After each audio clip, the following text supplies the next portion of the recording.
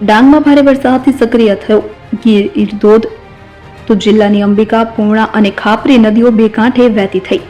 રાજ્યમાં છેવાડે આવેલ ડાંગ જિલ્લામાં છેલ્લા 6 દિવસથી સતત વરસાદ વરસી રહ્યો છે। ડાંગ જિલ્લાના ગામડાઓમાં વરસાદી માહોલ જામતા વિધિવત રીતે ચોમાસાની ઋતુનો આરંભ થયો હોય તેવું જોવા મળી રહ્યું છે। ડાંગ જિલ્લાના ગીર મથક સાપુતારા, શામગ, હાન અને સાકર પાતળ, વધઈ, જાવડા, બેંસ, કાતરી, કાલીબેલ, પીપરી, બરડીપાડા, સિંગાણા, લવચાલી, પીપલાઈ દેવી, ગારખડી, આહવા સહિત પૂર્વ પટ્ટી અને સરહદીય ગામડાઓમાં બુધવારે મેઘાની સાર્વત્રિક રીતે ધમાકેદાર એન્ટ્રી થતા સર્વત્ર પાણીની રેલમછેલ ફરી વળી હતી। બુધવારે ડાંગ જિલ્લામાં વધઈ તાલુકામાં ધોધમાર વરસાદને પગલે ચીખલા સહિત ખાતર, માછલી અને દીવડિયા આવનને જોડતા કોઝવે પાણીમાં ગરકાવ થઈ જતા થોડાક સમય માટે 4 ગામો જિલ્લાના વહીવટી મથકથી સંપર્ક વિહોણા બન્યા હતા। ડાંગ જિલ્લાના ગામડાઓમાં વરસાદી માહોલ જામતા આંતરિક માર્ગો અને જાહેર માર્ગો પર પાણી ફરી વળ્યા હતા તથા ઠેર ઠેર જાહેર માર્ગો પર પાણી ભરાયા હતા। ડાંગ જિલ્લામાં સતત 6 દિવસથી પડી રહેલા વરસાદને પગલે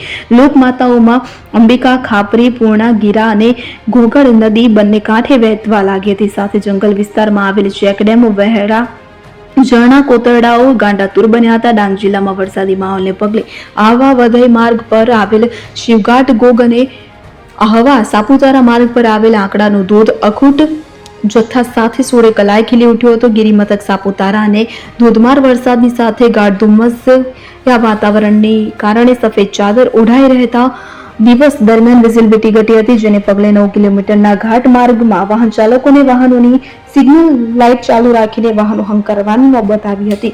સાપુતારા ખાતે વરસાદી માહોલની વચ્ચે કુદરતી સૌંદર્ય સોળે કલાએ ખીલી ઉઠતા પ્રવાસીઓના આંખા થઈ જવા પામ્યા હતા। તો ડાંગ જિલ્લા ડિઝાસ્ટર વિભાગના જણાવ્યા અનુસાર છેલ્લા 24 કલાક દરમિયાન આવા પંથકમાં 122 મીમી અર્થાત 4.88 ઇંચ, સુબીર પંથકમાં 90 મીમી અર્થાત 3.6 ઇંચ, વધઈ પંથકમાં 72 મીમી અર્થાત 2.88 ઇંચ, જ્યારે સૌથી ઓછો સાપુતારા પંથકમાં 45 મીમી 1.8 ઇંચ જેટલો વરસાદ નોંધાયો હતો।